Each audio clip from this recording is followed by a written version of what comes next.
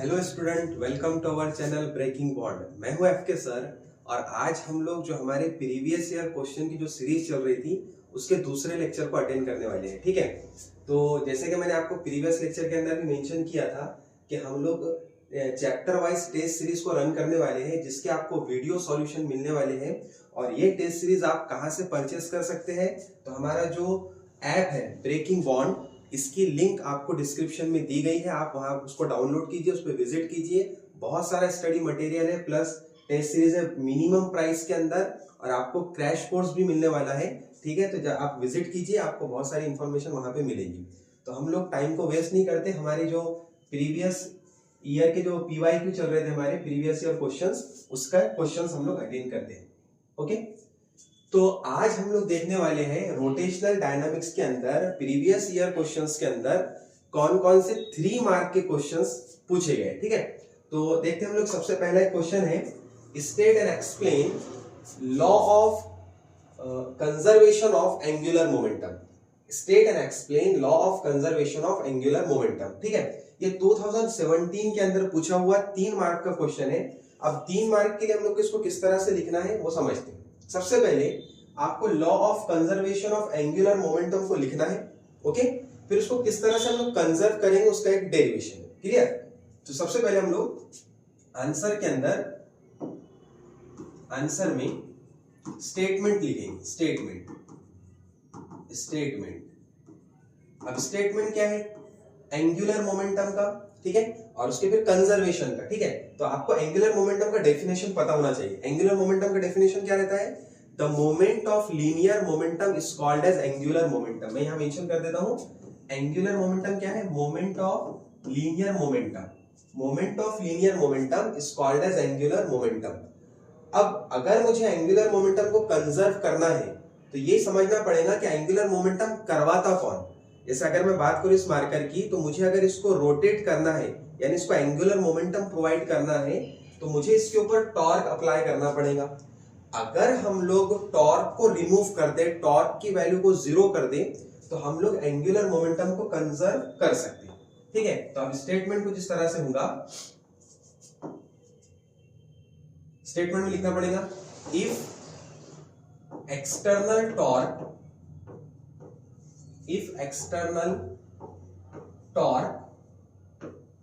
become zero,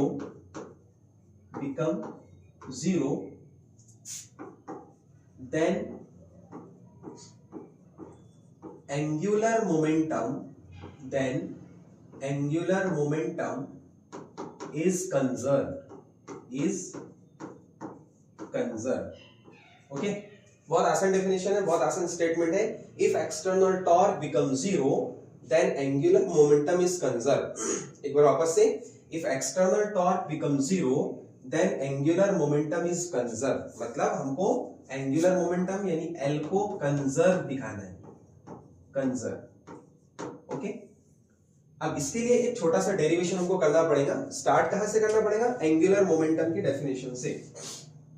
okay, तो हम लोग देखेंगे यहां पे। अब इसका एक्सप्लेनेशन, इसको प्रूफ करना है अपने को। एक्सप्लेनेशन, सबसे पहले हम लोग एंगुलर मोमेंटम का फॉर्मूला लिखेंगे, L is equal to R into P। Clear है? इसको देंगे हम लोग इक्वेशन नंबर 1। अब क्योंकि हमको टॉर्क का इक्वेशन लिखना है, तो टॉर्क का इक्वेशन मिलेगा कहां से? मतलब इसका हमको टॉर्क का इक्वेशन लिखना है, तो टॉर्क का इक्वेशन हमको कहां से मिलेगा?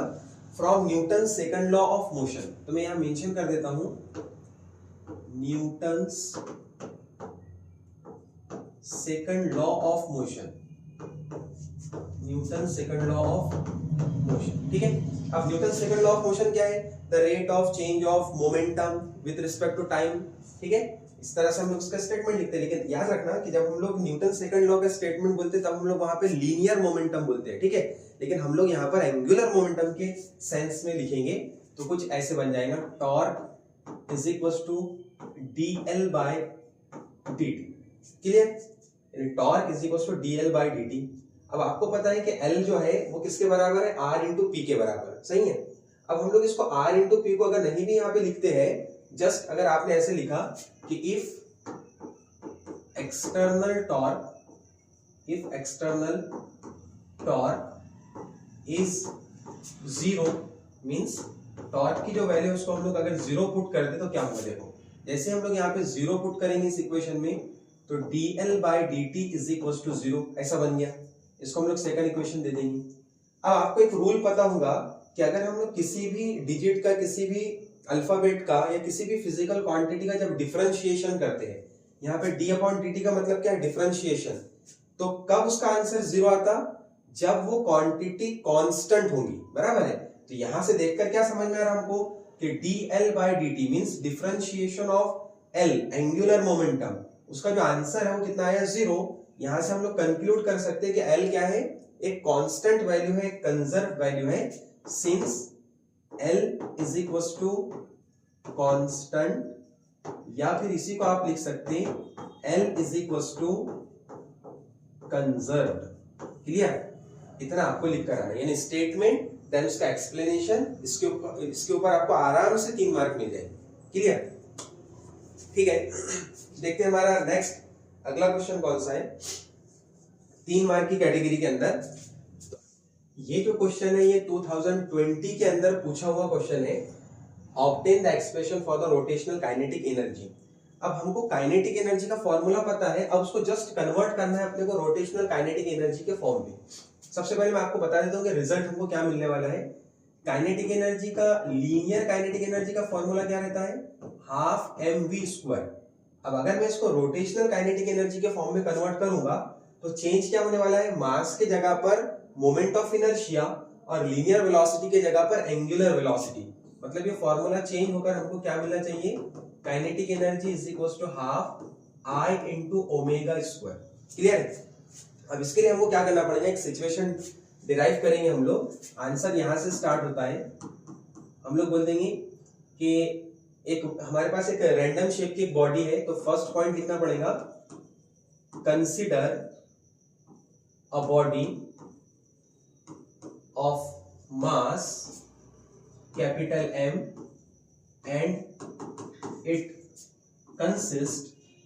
and it consists small n number of particles।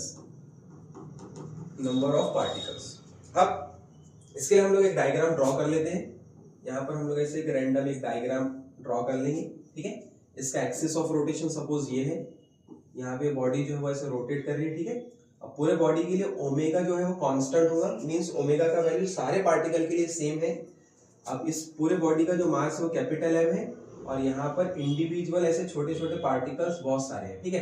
पहले पार्टिकल का मास है M1, M2, M3 और लास्ट पार्टिकल का मास है Mn, और इन सब का इस एक्सिस ऑफ रोटेशन से डिस्टेंस जो रहेगा वो रहेगा R1, R2, R3 और Rn, ठीक है, Rn। क्लियर। अब हमको क्या करना है, हमको 1 बाय 1 इंडिविजुअल पार्टिकल के लिए काइनेटिक एनर्जी का इक्वेशन लिखना है। तो हम लोग सबसे पहले से पहले पार्टिकल के लिए काइनेटिक एनर्जी का इक्वेशन लिखेंगे। तो कैसे लिख सकते हैं हम लोग, now kinetic energy for first particle. अब काइनेटिक एनर्जी का जो रेफरेंस रहेगा वो लीनियर काइनेटिक एनर्जी से स्टार्ट करना पड़ेगा, means kinetic energy for first particle is equals to, क्या फॉर्मूला रहता है इसका, हाफ mv²। क्लियर। अब जस्ट इसको हमको क्या करना पड़ेगा, इसको कन्वर्ट करना पड़ेगा किसके अंदर, रोटेशनल काइनेटिक एनर्जी के फॉर्म में, ठीक है। कैसे लिख सकते हैं हम लोग, देखो हाफ m1 बराबर, क्योंकि पहला पार्टिकल है इसलिए m1, और वेलोसिटी जो है तो उसको हम लोग रीअरेंज कर सकते।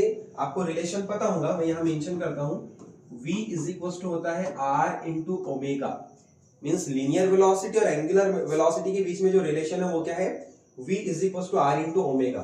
तो जहां पे v है वहां हम लोग क्या मेंशन कर सकते हैं, r1 ओमेगा, क्योंकि ओमेगा सबके लिए कांस्टेंट है, r1 इसलिए क्योंकि m1 वाले पार्टिकल का जो डिस्टेंस है वो r1 है। अब इसका अगर हम लोग स्क्वायर कर देंगे तो फाइनल इक्वेशन हमको क्या मिलता है, half m1 r1 square omega square. अब आपको पता है कि मोमेंट ऑफ इनर्शिया का फॉर्मूला क्या रहता है, mr²। तो यहाँ पे ये जो m1r1² है, इसके जगह हम लोग मोमेंट ऑफ इनर्शिया को भी रिप्लेस कर सकते हैं। लेकिन अगर यहाँ पे नहीं भी किया तो हम लोग इतना इक्वेशन लेके आगे फर्दर प्रोसीड कर सकते हैं। ठीक है, तो मैं यहाँ पर काइनेटिक एनर्जी 1 का जो इक्वेशन आया, इसको इक्वेशन नंबर 1 बोल दूंगा। ठीक है, सिमिलरली हम लोग सेकंड इक्वेशन, थर्ड इक्वेशन के लिए आगे कैसे बढ़ सकते हैं, आगे बढ़ते हैं। यहाँ पे आएगा, हम लोग ऐसे मेंशन कर देते कि सिमिलरली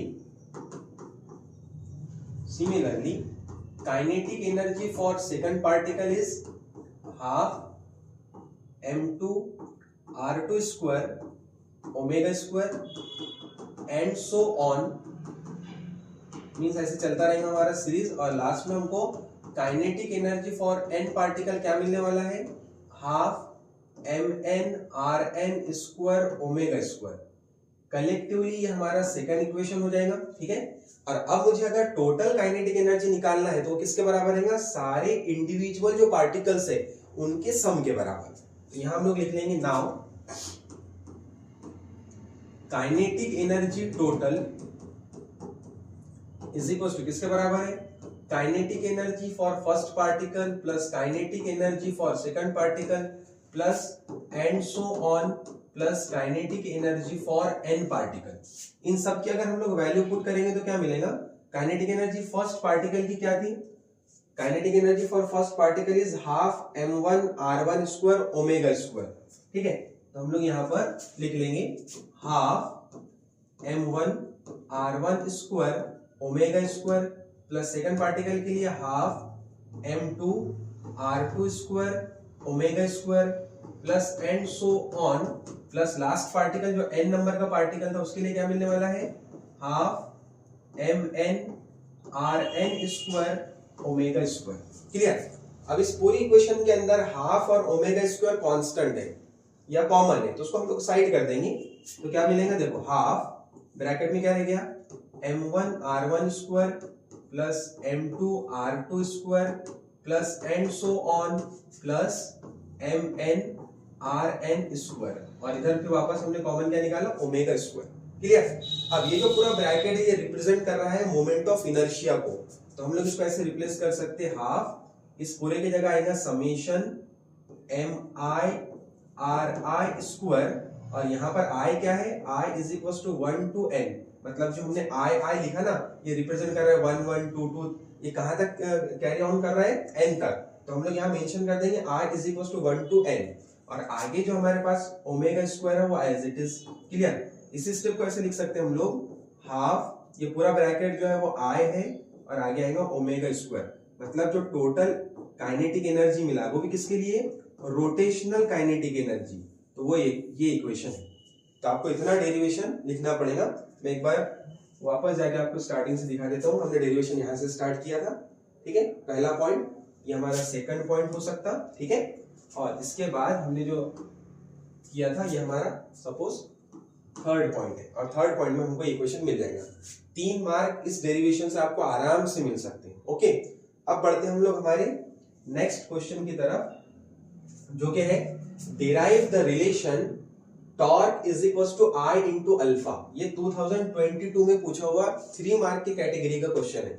ठीक है, तो हम लोग इसको भी देख लेते हैं, इसको कैसे प्रूफ करना है अपने को। यहाँ क्या मेंशन करना है, torque is equal to I into alpha. ये डेरिवेशन हमको प्रूफ करके दिखाना है। ओके, तो टॉर्क के लिए हम सबसे पहले क्या करेंगे कि इस बार भी हमको जो है वो एक रैंडम एक डायग्राम बनाना पड़ेगा। उस डायग्राम के अंदर कौन कौन सी पार्टिकल है उसके ऊपर पहले फोर्स कैलकुलेट करेंगे, देन उसके बाद में हम लोग इसका टॉर्क कैलकुलेट करेंगे। ठीक है, तो यहाँ पर एक रैंडम एक बॉडी अज्यूम करते हैं फर्स्ट पॉइंट में, जैसे कि पिछली बार हमने लिखा था, consider a body of mass m which is having small n number of particles. ठीक है, तो मैं यहाँ पर एक ऐसे रैंडम बॉडी अज्यूम करता हूँ। ये हमारा एक्सिस ऑफ रोटेशन है। इस एक्सिस के साथ में 3 चीजें हमेशा सेम रहेंगी, थीटा, ओमेगा और अल्फा। ठीक है, तो यहाँ पर मैं इस बार, क्योंकि हमको देखकर ही समझ में आ रहा है कि यहाँ अल्फा है, इसलिए मैं अल्फा लिख दूंगा। और ये हमारा ओरिजिन, नंबर ऑफ पार्टिकल्स यहाँ पे प्रेजेंट है।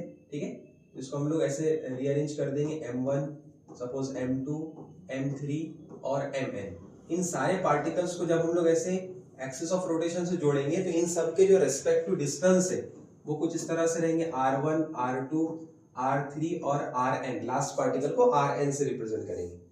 अब हमको एक डेफिनेशन ऑलरेडी पता होना चाहिए, मींस हम लोग जब स्टार्ट करेंगे तो हम ऐसे शो करेंगे कि हमको टॉर्क का एक इक्वेशन पता है जो कि क्या था, force into perpendicular distance, means torque is the product of force and perpendicular distance. तो मैं यहाँ पे सेकंड पॉइंट में लिखूंगा कि वी नो द डेफिनेशन